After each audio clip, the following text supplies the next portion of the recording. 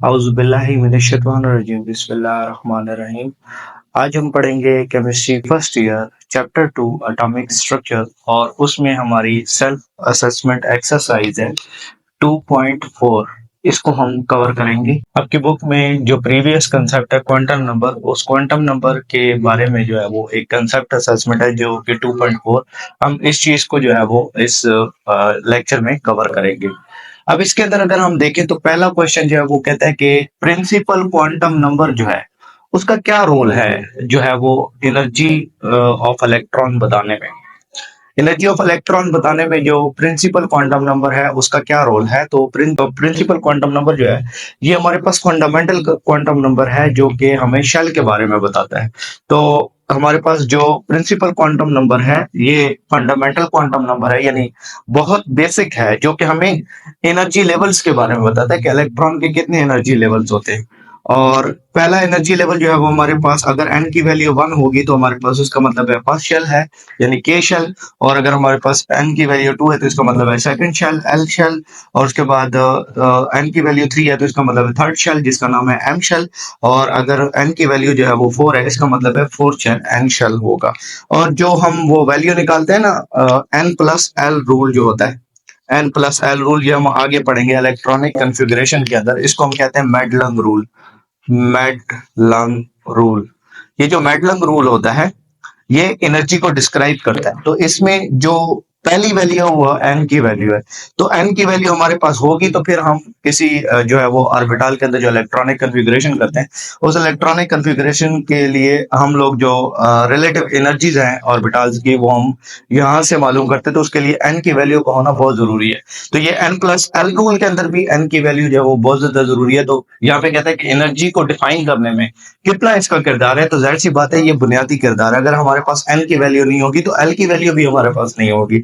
तो इसलिए N defined होगा, यानी शेल डिफाइंड होगा, तो फिर ही हम लोग जो है उसकी रिलेटिव एनर्जी को डिफाइन कर सकते हैं। फिर इसके बाद दूसरा सवाल है, when the principal quantum number 3, यानी प्रिंसिपल क्वांटम नंबर की वैल्यू 3 होगी, how many different possible values can the azimuthal quantum number take, यानी एजिमुथल क्वांटम नंबर की कितनी वैल्यूज हो सकती हैं पॉसिबल अगर हमारे पास एन की वैल्यू जो है वो क्या होगी, 3 होगी। तो एन की वैल्यू 3 होगी तो इसका मतलब है थर्ड शेल।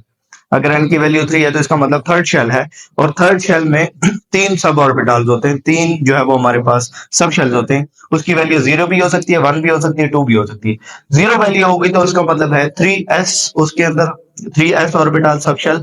और अगर वैल्यू l की वैल्यू 1 होगी तो n की वैल्यू जब 3 होगी, l की वैल्यू 1 होगी तो उसका मतलब है 3p ऑर्बिटल।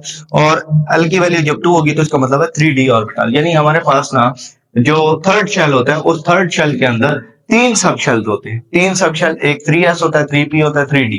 3s के लिए जो l की वैल्यू होती है वो 0 होती है, और 3p के लिए जो l की वैल्यू होती है वो 1 होती है, और 3d के लिए जो l की वैल्यू होती है वो 2 होती है। लेकिन n की वैल्यू इस सारे के लिए हमारे पास क्या होगी, 3 होगी। अच्छा, फिर उसके बाद हमारे पास describe the significance of magnetic quantum number in the relation of arrangement of electrons within an atom. कि अगर हम किसी भी एटम में इलेक्ट्रॉन के अरेंजमेंट देखना चाहते हैं तो उसके लिए मैग्नेटिक क्वांटम नंबर हमें कैसे आइडेंटिफाई करता है, ओरिएंटेशन कैसे आइडेंटिफाई करता है, या हम उसकी अरेंजमेंट कैसे देख पाते हैं। तो हमारे पास मैग्नेटिक क्वांटम नंबर क्या करता है, मैग्नेटिक क्वांटम नंबर ना ओरिएंटेशन बताता है। किसकी ओरिएंटेशन बताता है, किसी भी खास ऑर्बिटल जिसको आप स्टडी कर रहे हैं उस ऑर्बिटल की जो ओरिएंटेशन है मैग्नेटिक फील्ड के अंदर, उसको हम जब प्लेस करते हैं तो उसकी जो स्पेक्ट्रल लाइन होती है वो स्प्लिट होती है, तो उसकी प्रॉपर ओरिएंटेशन बनती है एक्स वाई जी डायमेंशन के अंदर। तो हमारे पास हर एक वैल्यू, अगर क्वांटम नंबर की कोई भी वैल्यू है, उस क्वांटम नंबर की वैल्यू से भी हम लोग जो है वो मैग्नेटिक क्वांटम नंबर की वैल्यू जो है वो मालूम कर सकते हैं। उसके लिए जो फॉर्मूला होता है वो हमारे पास होता है 2l+1। इससे हम पॉसिबल वैल्यूज जो है वो m के लिए निकाल सकते हैं।